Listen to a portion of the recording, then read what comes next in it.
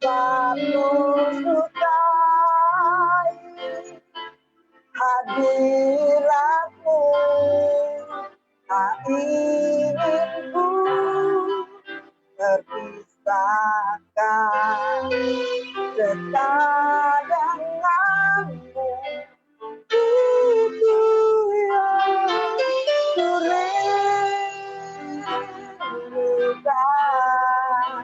suatu dapati kedamaian.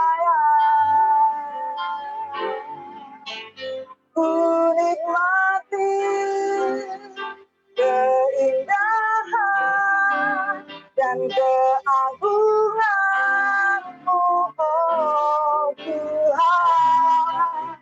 Ku nikmati kemuliaan-Mu, menyembah-Mu dengan segenap. Ku nikmati keindahan dan keagungan-Mu, oh Tuhan. Ku nikmati kemuliaan-Mu, menyembah-Mu dengan segenap hati.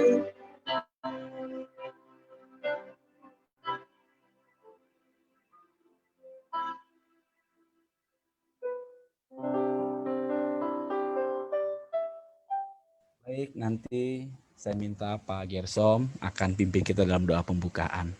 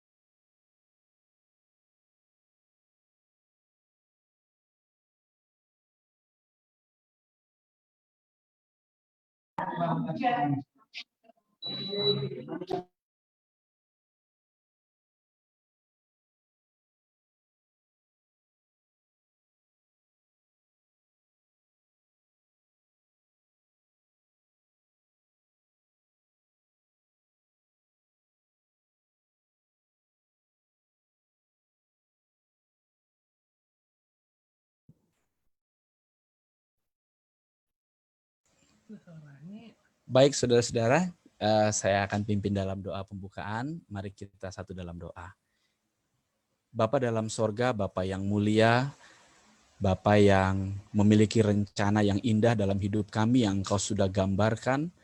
Biarlah Tuhan malam hari ini kami menyediakan waktu ini untuk kami belajar kebenaran firman-Mu yang akan menambahkan iman percaya kami akan penyertaan-Mu yang sempurna di dalam kehidupan kami yang Tuhan gambarkan dengan keberadaan tabernakel. Terima kasih, berkati jaringan di tempat kami masing-masing, kiranya boleh berfungsi dengan baik ya Tuhan. Berkati Bapak Pendeta Yaya Iskandar yang akan menyampaikan materi ini. Tuhan pimpin, Tuhan urapi. Di dalam nama Tuhan Yesus Kristus kami berdoa dan bersyukur. Haleluya. Amin. Kami serahkan kepada Bapak Pendeta Yahya. Ya, terima kasih Pak Roy. Shalom saudara-saudaraku yang dikasihi Tuhan. Jumpa lagi dalam acara pendalaman Alkitab Tabernakel. Saya pikir saya tidak perlu ulas apa yang telah dibahas pada waktu-waktu yang lalu. Kita langsung saja masuk pada lanjutan dari pelajaran kita ya, Bapak Ibu dan Saudara-saudara. Kita masih di bab pendahuluan dan mudah-mudahan hari ini bisa masuk dalam bab 1 ya. Oke, bab pendahuluan masih ada beberapa hal yang perlu kita perhatikan, perlu menjadi berkat bagi kita semua. Yang pertama adalah caption tentang pembahasan tabernakel dalam kitab Keluaran. Perhatikan, kitab Keluaran itu ternyata mencatat tabernakel dalam 3 bagian penting. yaitu rancangan pembuatannya, itu yang pertama, rancangan pembuatannya, yang kedua, pelaksanaan pengerjaannya. Jadi pelaksanaan pengerjaan tabernakel itu dan rancangannya ada di kitab Keluaran, di kitab Exodus. Dan yang terakhir adalah bagaimana mendirikannya untuk yang pertama kali. Nah, di kitab Keluaran, kitab yang menceritakan bagaimana Musa membawa umat Israel keluar dari Mesir menuju ke tanah perjanjian dan mereka akan menjalani perjalanan yang cukup panjang di padang gurun, itu sebelumnya Tuhan sudah memberikan sebuah gambaran rancangan pembuatan tabernakel, itu tertulis dalam pasal-pasal kitab Keluaran. Kemudian yang kedua, Tuhan juga eh, yang telah memutuskan Musa untuk memimpin itu, kemudian menyuruh Musa memilih Besaliel dan Aholiab untuk melaksanakan pekerjaannya. Dan yang terakhir, bagaimana setelah semuanya selesai itu mulai didirikan gitu ya dalam perjalanan mereka. Oke. Nah, mari kita lihat pasal-pasal berapa saja yang membahas rancangannya, pelaksanaan pengerjaannya, dan bagaimana mendirikannya. Keluaran pasal 25 sampai dengan pasal 30 itu berisi penjelasan tentang rancangan pembuatan tabernakel dengan segala perkakas utamanya dan perkakas-perkakas tambahannya, termasuk kelengkapan untuk pelayanan para imamnya. Jadi pasal 25 sampai pasal 30 kitab Keluaran berisi tentang rancangan pembuatan tabernakel. Ingat-ingat itu ya Bapak Ibu. Nah, Musa yang di Gunung Sinai itu melihat surga dan melihat tatanan susunan apa-apa yang dia lihat di surga, yang kemudian dia harus aplikasikan di bumi ini, apa yang dia lihat di surga itu seperti ini, saudaraku, ketika dia harus bangun di bumi, di padang gurun itu, dia berpikir tentang dia harus membangun hal yang semacam ini. Jadi ini yang bayangan yang kemudian dipersepsi oleh Musa untuk dibangun di bumi ini, di padang gurun, ya. Itu rancangan pembuatannya ada dalam pasal 25 sampai pasal 30.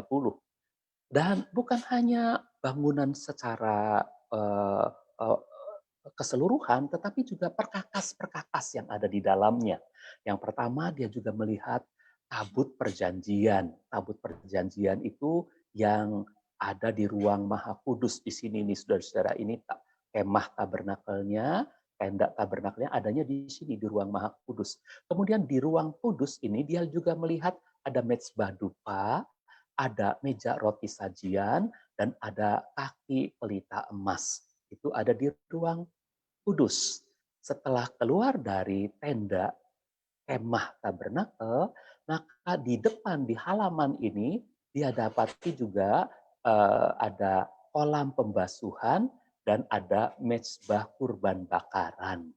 Dia juga melihat dia melihat pagar pelataran, dan dia juga di depannya melihat ada pintu gerbang. Itu yang dilihat oleh Musa. Tapi juga Musa diperlihatkan kelengkapan-kelengkapan imam, antara lain baju imam. Nah, dalam baju imam ini, Bapak Ibu, kita melihat Musa ternyata melihat bahwa imam itu pakai sorban linen putih, serban putih, ya. Dan serban putih ini, linen ini bersamaan warna dan bahannya dengan baju panjangnya. Baju panjangnya itu dari linen, ya. Baju panjangnya itu dari linen. Kelihatan tangan, kelihatan di bawah ini baju panjangnya di bagian dalam.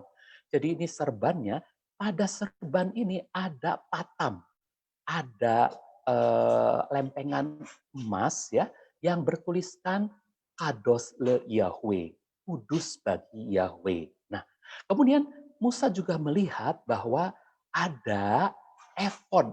Efod adalah baju yang agak pendek yang dipakai. Ini semacam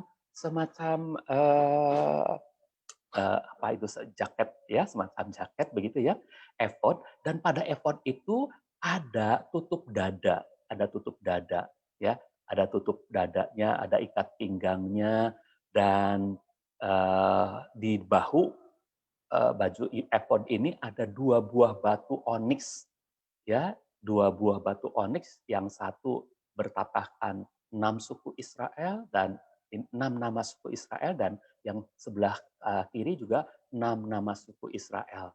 Lalu ada tutup dada. Tutup dada ini sebuah lempengan, bukan, maksudnya berisi, ya, ini sebuah kain, semacam tenunan yang sangat tebal gitu ya.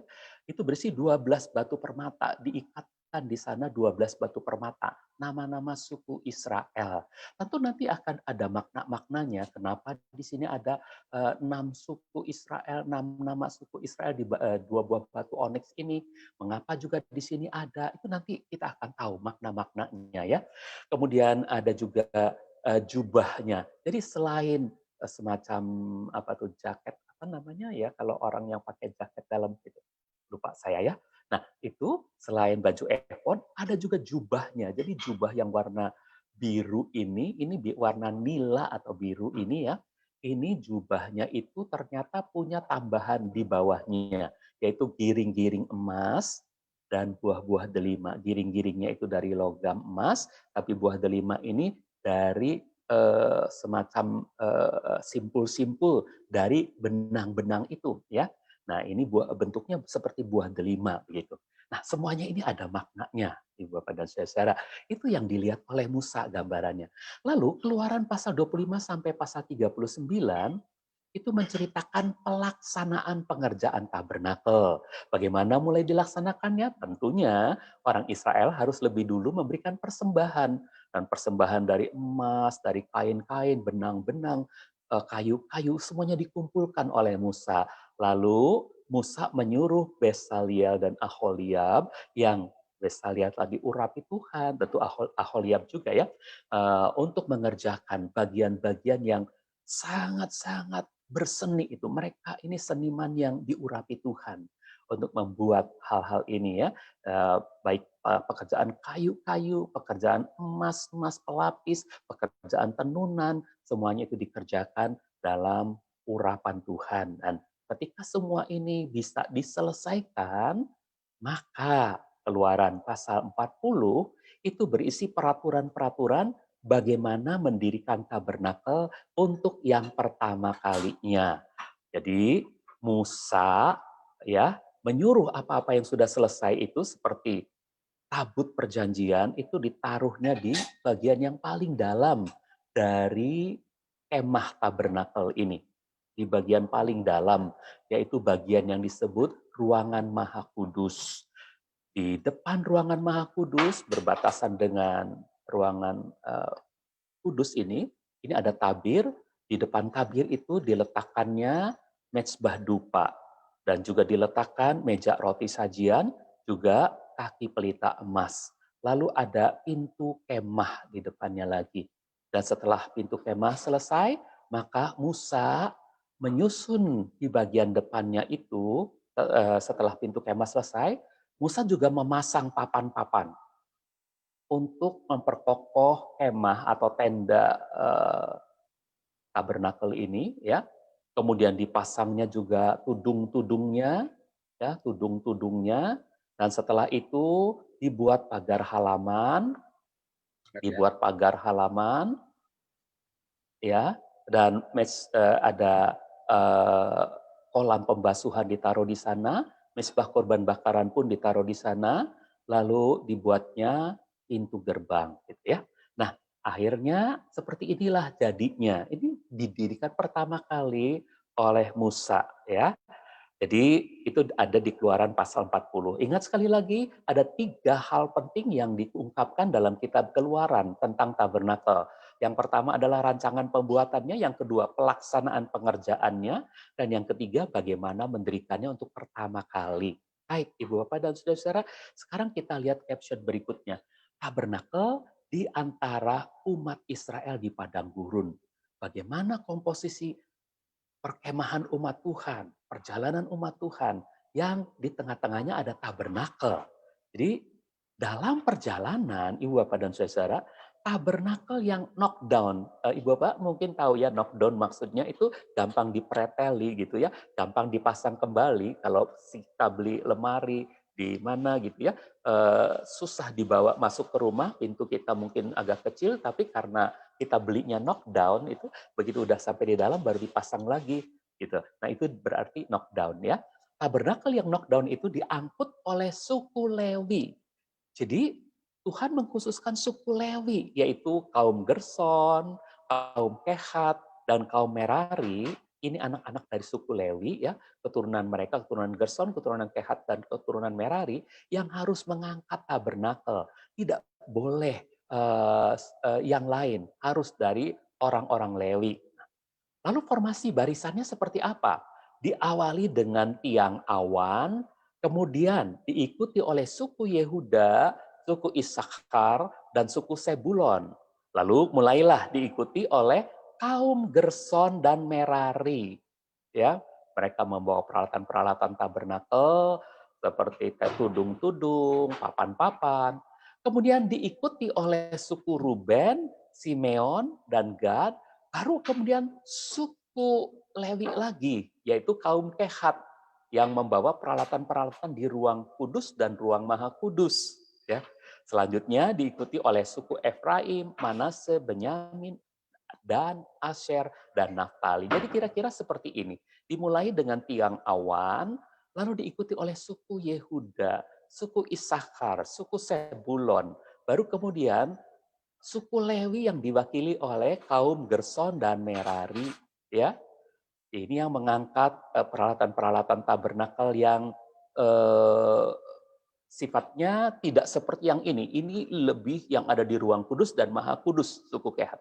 Tapi setelah ini diikuti oleh suku Ruben, suku Simeon, dan suku Gad.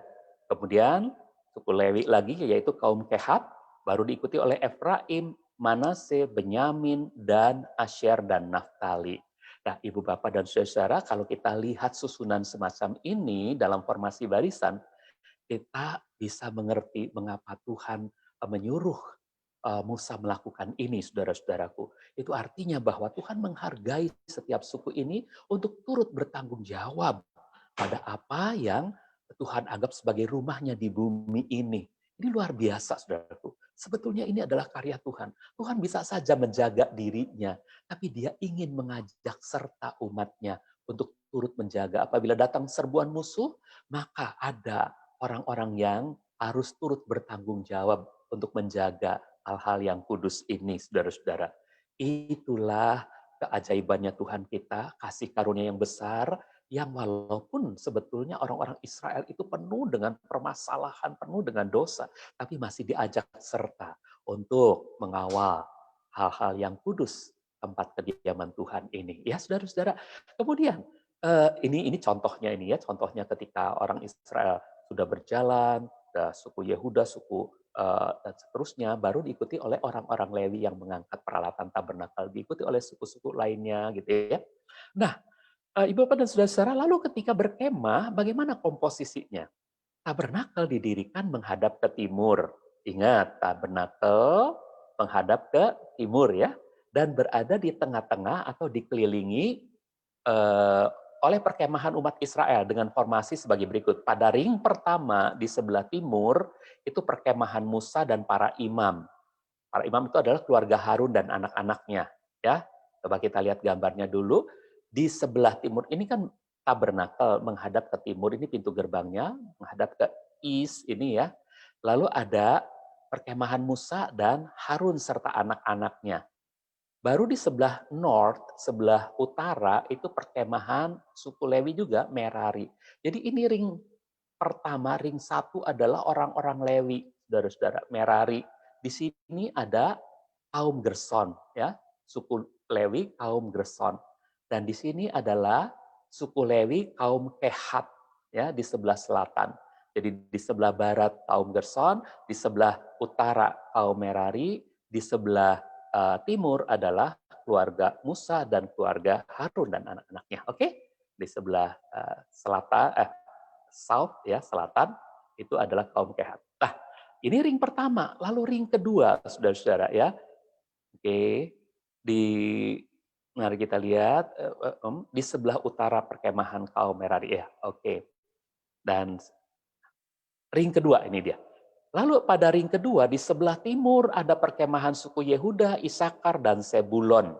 Di sebelah utara ada perkemahan suku Dan, Asyar, dan Naftali. Coba kita lihat dulu timur dan utara ya. Di timur itu ada Yehuda, Isakar, dan Sebulon. Lalu di sebelah utara, north, ada Dan, Asyar, dan Naftali.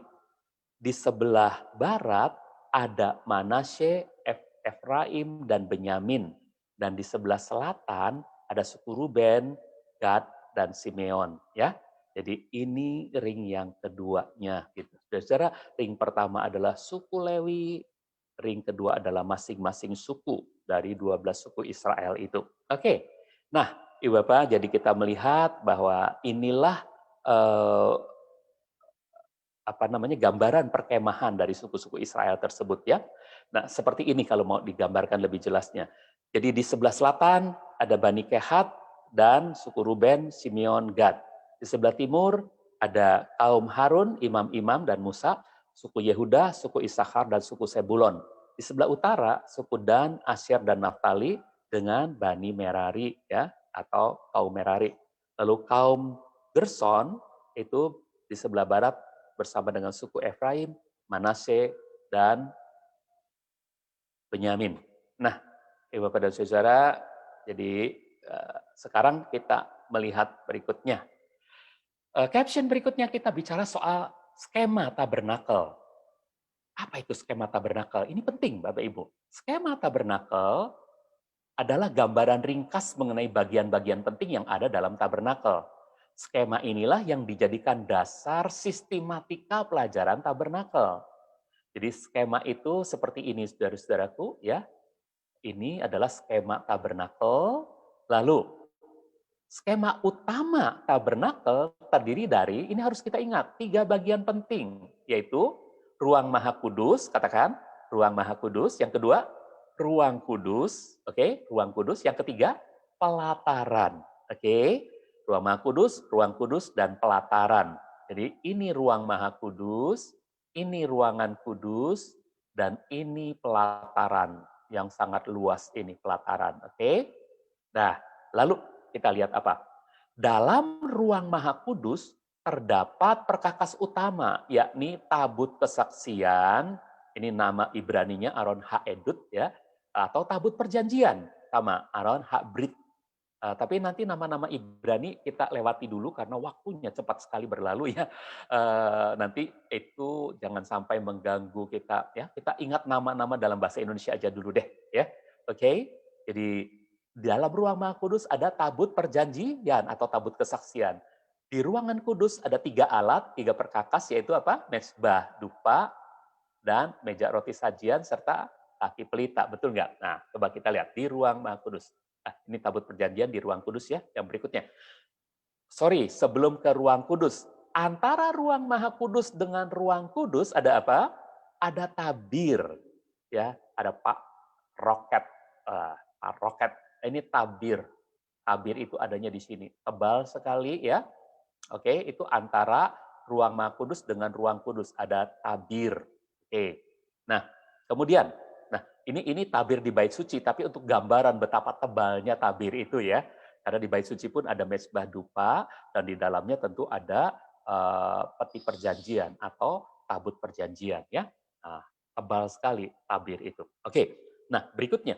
Dalam ruangan kudus terdapat 3 perkakas tadi saya sudah sebutkan, yaitu mezbah dupa, meja roti sajian, dan kaki pelita emas, menorah.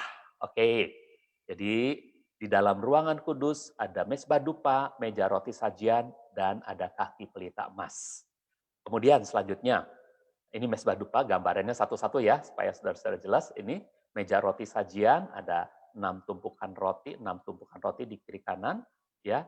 Kemudian ada kaki pelita emas, ya, kaki pelita emas. Nah itu ada di dalam ruangan kudus. Ingat-ingatnya saudara.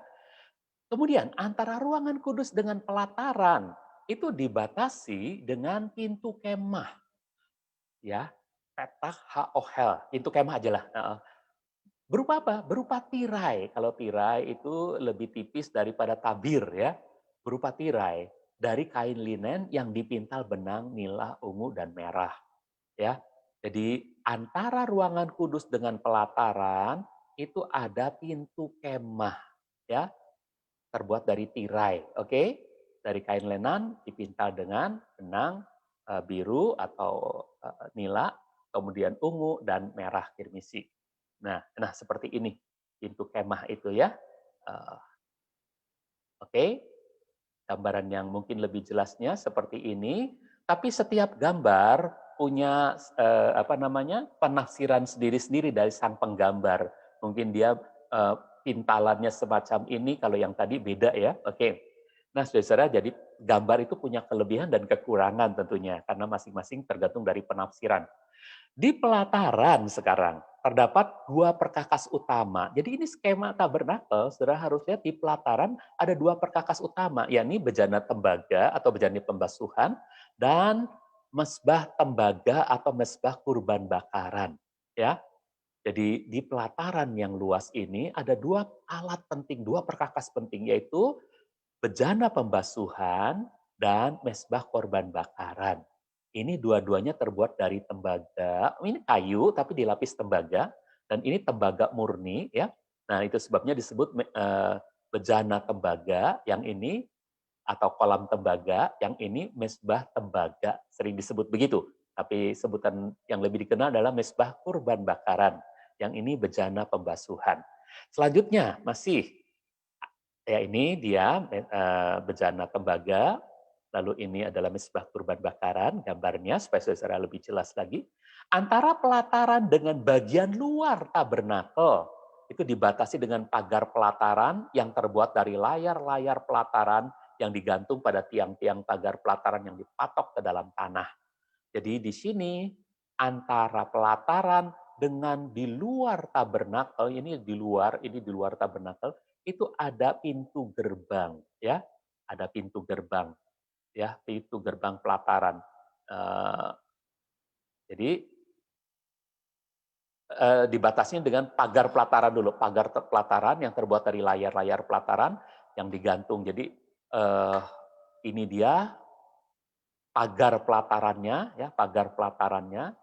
Sorry tadi ini, oh sorry, maaf, ada yang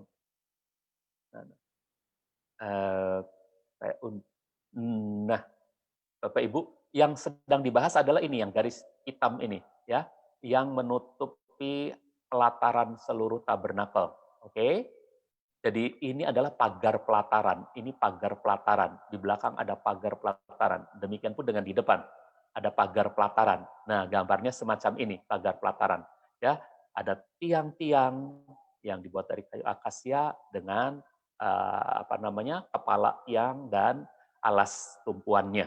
Oke, di bagian depan, bagian timur pelataran baru ada pada layar-layar pelataran itu dibuat pintu gerbang pelataran. Ini baru pintu gerbangnya, ya. Di sebelah timur ada pintu gerbangnya. Jadi pintu gerbangnya semacam ini pagar pelatarannya, terus ke belakang, tapi di bagian depannya ada pintu gerbang. Nah, itulah skema tabernakel. Ini pintu gerbangnya ya. Oke, ini pagar pelataran. Ini pagar pelataran, itu pintu gerbangnya. Inilah skema tabernakel. Mengapa kita perlu skema tabernakel? Karena nanti sistematika pelajaran kita itu tergantung pada skema tabernakel, ya. Tapi kita masih di pembukaan, ada hal yang sangat penting, saudaraku, yaitu soal periode tabernakel. Apa maksudnya? Nanti kita akan tahu, ya. Dalam 1 Raja-Raja 6 ayat yang pertama, itu disebutkan tentang rentang waktu mulai sejak orang Israel keluar dari Mesir, Exodus itu, sampai dengan tahun keempat masa pemerintahan Raja Salomo, yaitu 480 tahun. Hal ini dapat menjadi petunjuk bagi periode keberadaan tabernakel hingga dibangunnya Bait Suci Salomo. Ya, ayatnya bunyi begini, pada tahun ke-480 sesudah orang Israel keluar dari tanah Mesir, yaitu tahun keempat masa pemerintahan Salomo atas Israel, dalam bulan Ziv, yakni bulan kedua, Salomo mulai membangun bait Yahweh. Jadi kalau bait Yahweh jadi, maka tabut perjanjian itu kan ditaruh di bait Yahweh. Selesailah masa tabernakel gitu, Bapak Ibu dan saudara. Coba kita lihat rinciannya ya. Mulai didirikan sampai orang Israel menyeberangi Sungai Yordan, jadi mulai Musa mendirikan pertama kali sampai orang Israel menyeberangi Sungai Yordan di bawah pimpinan Yosua, itu kira-kira 40 tahun, Saudaraku. Kemudian masa kepemimpinan Yosua itu dari usianya 85 tahun sampai 110 tahun, kira-kira 25 tahun. Lalu zaman hakim-hakim hingga zaman Samuel, ya, itu kira-kira dalam urutan sejarah itu 1425 sebelum Masehi sampai 1140 sebelum Masehi, itu 285 tahun. Dan masa kepemimpinan Samuel itu lebih kurang 40 tahun, masa kepemimpinan Saul lebih kurang 40 tahun, masa kepemimpinan Daud lebih kurang 40 tahun, dan Salomo mulai memerintah sampai dengan penempatan tabut di Bait Suci itu kira-kira 10 tahun. Ini total 480 tahun. Saudara-saudaraku, ini apa artinya? Periode keberadaan tabernakel itu memberi makna apa? Apa makna dari periode keberadaan tabernakel dalam caption ini, saudara-saudara? Ini sedang membuktikan kepada kita bahwa tabernakel itu menyejarah. Katakan, menyejarah. Orang skeptis akan selalu mengatakan bahwa kitab suci adalah fiksi. Tapi arkeologi telah membuktikan kebenaran kitab suci. Karena apa? Dari bekas-bekas peninggalan arkeologis ditemukan berbagai bekas-bekas kerajaan kuno seperti Mesir, Asyur, Babel, dan juga kerajaan Israel yang merujuk pada apa yang tertulis dalam kitab suci. Itu artinya apa, saudaraku? Itu artinya kitab suci bukan fiksi. Yang kedua, artinya tabernakel yang historis itu benar-benar tempat kediaman sementara Tuhan di bumi. Dan ini adalah realita yang nggak bisa disangkal. Tuhan yang Maha Besar itu rela berdiam dengan manusia yang penuh dosa. Oke, bagian caption berikutnya. Antara firman dan roh kudus, antara firman, roh kudus, dan tabernakel. Ini caption penting, saudaraku, sebelum saya akhiri. Coba ya, kitab suci mencatat tabernakel lebih dari 50 pasal. Rinciannya adalah kitab Keluaran kira-kira 13 pasal, kitab Imamat 18 pasal, kitab Bilangan 13 pasal, kitab Ulangan 2 pasal, kitab Ibrani 4 pasal, total 50 pasal. Tapi selain itu, dalam KS Bill, bahasa Indonesia Lugas, ini masih kira-kira ada 40 ayat yang memuat kata tabernakel di setiap kitab PL maupun PB lainnya selain yang ada di sini. Saudara, kalau lebih dari 50 pasal menyebut sebuah topik, ini berarti melebihi topik apapun yang ada dalam kitab suci. Saudara mau bilang itu topik kebun anggurnya Tuhan, saudara mau bilang itu topik kebangkitan Israel, masih kalah dengan topik tabernakel, ya. Jadi ini luar biasa. Jadi untuk membuat tabernakel, Tuhan juga harus mengurapi Besaliel dengan rohnya sendiri. Ini artinya apa, saudaraku? Ya, dalam Keluaran 31 ayat 1 dan 3 dikatakan, berfirmanlah Yahweh kepada Musa, lihatlah, aku telah memanggil Besaliel, anak Uri, anak Hur dari suku Yehuda. Aku telah memenuhi dia dengan roh Tuhan. Hikmat, pengertian, pengetahuan, dan segala keterampilan. Jadi Tuhan mengurapi Besaliel dan Aholiab dengan rohnya sendiri. Artinya apa, saudaraku? Artinya tabernakel bukan semata-mata buatan manusia. Seperti apa yang dikatakan oleh Stefanus dalam Kisah 7 ayat 48 dan 50 dikatakan, tetapi yang maha tinggi tidaklah berdiam dalam tempat-tempat kudus yang dibuat oleh tangan manusia. Sebagaimana Nabi mengatakan, langit adalah tahtaku dan bumi adalah tumpuan kakiku. Bait apakah yang akan kamu bangun bagiku? Yahweh berfirman. Atau apakah tempat peristirahatanku itu? Bukankah tanganku yang telah membuat semuanya? Saudara-saudara, jadi tabernakel itu ternyata bukan semata-mata bikinan manusia, tapi tangan Tuhan sendiri yang lebih berperan, ya. Ya, dalam Yohanes 3 ayat 5 sampai 6, ini untuk tabernakel rohani, yaitu tubuh kita. Ini adalah karya Roh Kudus, saudara-saudaraku. Ini karya Roh Kudus, ya. Oke. Nah, jadi sudah selesai, saudaraku, waktunya, ya. Saya pikir saya harus akhiri, sorry. Iya, sampai di sini saja, saudaraku. Oke, nanti kita lanjutkan lagi antara firman, Roh Kudus, dan tabernakel. Saya kembalikan saja kepada Saudara Roy untuk mengakhiri. Jadi sayang sekali waktunya kurang, mungkin saya terlalu lambat ya menjelaskannya. Tapi ya oke lah, nanti minggu depan kita akan lanjutkan lagi. Pak Roy, silahkan. Baik, terima kasih. Terima kasih untuk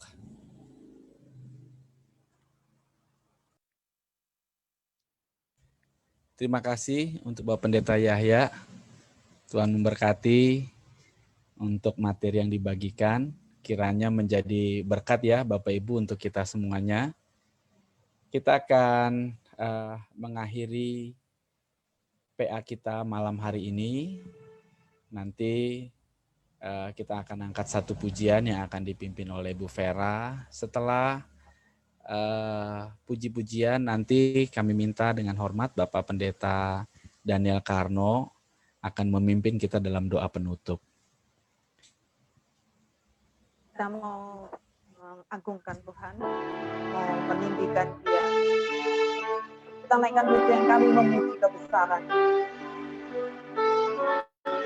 Terima kasih Tuhan, Kau sungguh ajaib. Kami memuji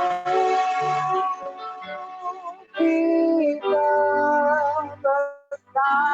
Ajaib Tuhan,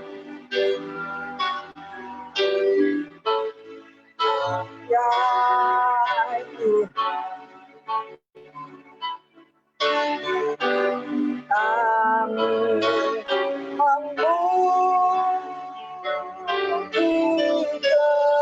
kebesaran.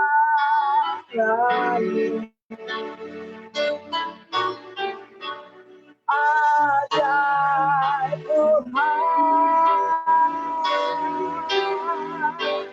ajaib Tuhan,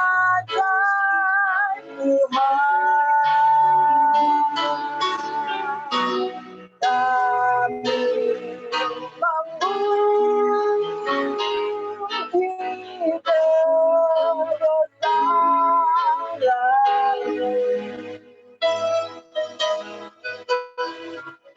Ajaib Tuhan, oh, ajaib Tuhan, kami memuji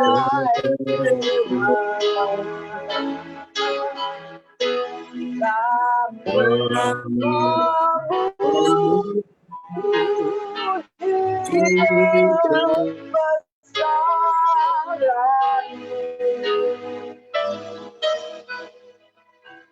Ajaib Tuhan, ajaib Tuhan,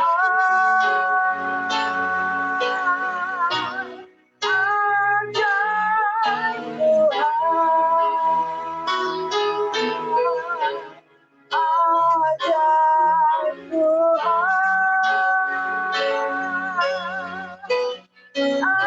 ajaib Tuhan.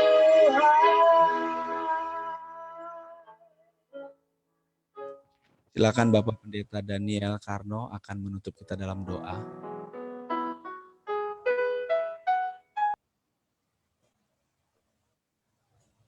Terima kasih Bapak Surgawi. Sore ini kami sudah dapat belajar bersama-sama tentang kemah tabernakel. Dan kiranya Roh Kudus memberi penyingkapan yang lebih luas kepada kami semuanya. Sehingga dengan pelajaran tabernakel ini akan membuat kehidupan kami semakin dapat mendekatkan diri kepada Tuhan dan berharap Tuhan hadir dalam setiap kehidupan kami, membuat perjalanan hidup kami dapat hidup untuk kemuliaan dan kebesaran nama-Mu.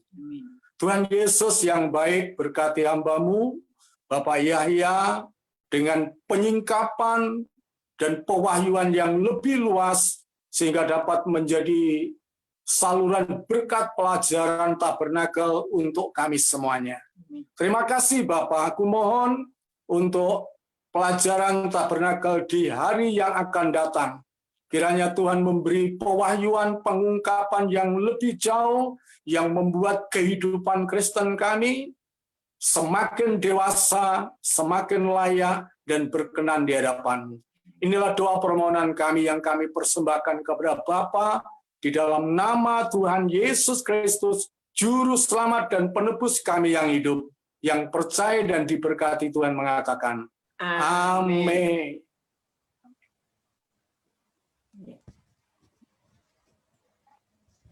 Terima kasih Bapak Pendeta Daniel Karno, Bapak saya dari Solo yang sudah memimpin kita dalam doa penutup. Terima kasih saudara-saudara sekalian.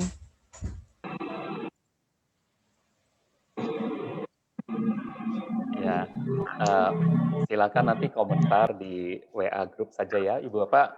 Kita bisa berpisah karena mungkin masing-masing punya urusan yang mendesak ya. Jadi boleh, tapi kalau ada yang masih mau ngobrol, Pak Roy mungkin bisa bersabar sebentar gitu. Tapi Ya, oke. Om. Saya mohon maaf tadi saya sedang rupanya bunyi HP saya itu mengganggu. Saya pikir sudah habis waktunya. Padahal masih ada berapa detik lagi gitu ya. Mestinya caption tadi bisa diselesaikan. Oke, itu saja. Saya mohon maaf, tapi nanti di situ ada makna yang indah sekali ya antara Firman, Roh Kudus, dan keberadaan tabernakel. Minggu depan kita tunggu ya jawabannya ya. Oke, makasih. Makasih Om. Selamat malam Pak Yahya. Malam Pak Yahya, selamat malam Pak Kesom. Selamat malam semuanya. Malam Pak Gesom. Tris, Pak Butar-Butar. Selamat malam. Saya dari Yoel, Tuhan memberkati Ya. semua. Mas Sudi, Pasti Haji. Yo Pak Kesom, Pak Marsudi. Pak Paulos, Pak Alex. Salam. Speakernya Ya, dihidupkan. terima kasih Halo. Pak Roy, Pak Terima Gesom, kasih. Pak Joko, Halo. Theo, Selamat terima Ustaz kasih, Ram. Pak Ustaz Salam Marsudi, Elkana. Bapak Elkana, Bapak Esa. Selamat malam, Opung Adon. Tuhan Yesus berkati, Claudia, Amin. semua. God bless. Sampai Jumat depan. Sampai Jumat depan. Ya, Jumat God depan. bless. Terima kasih Pak Roy. Yo Pak Joko. Pak. Amin. God bless.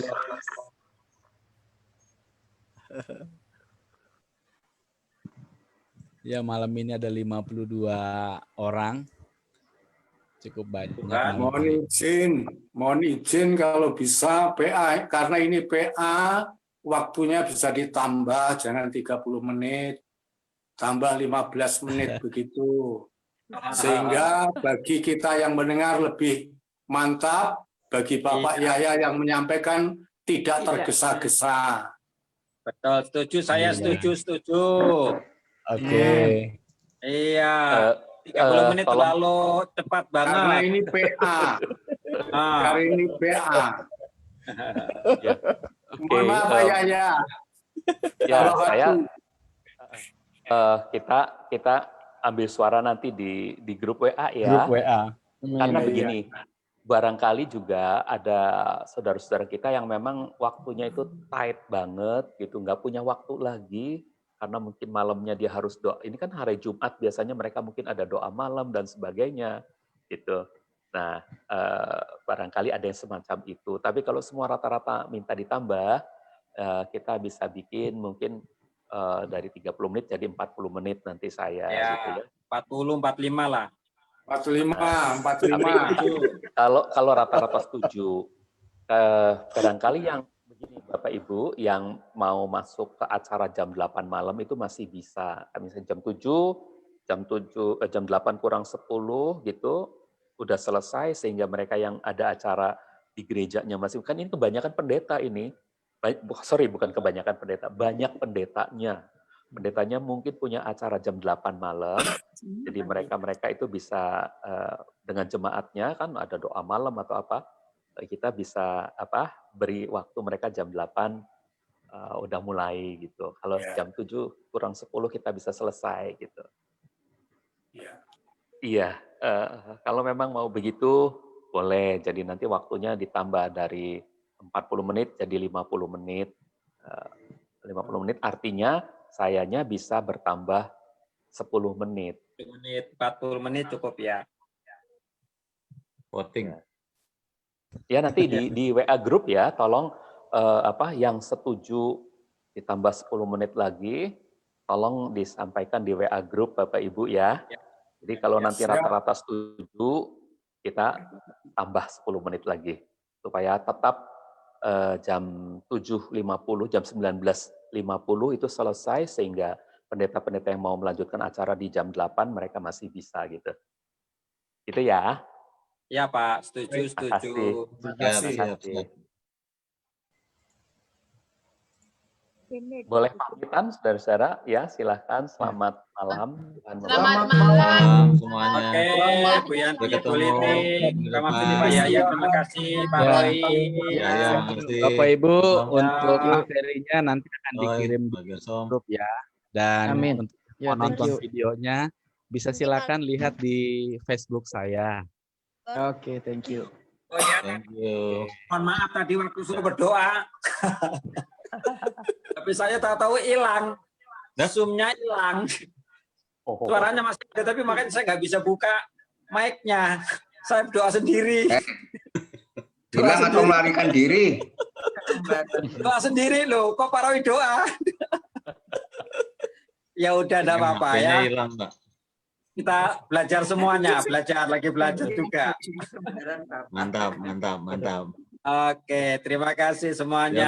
sampai ketemu. Selamat malam, Besok. Tuhan berkati. Berkati semuanya. Saya Izin. limit ya. Izin Saya pamit naik, ya. Iya, Pak. Salam. Ya, Om. God bless, Pak ya. Ya.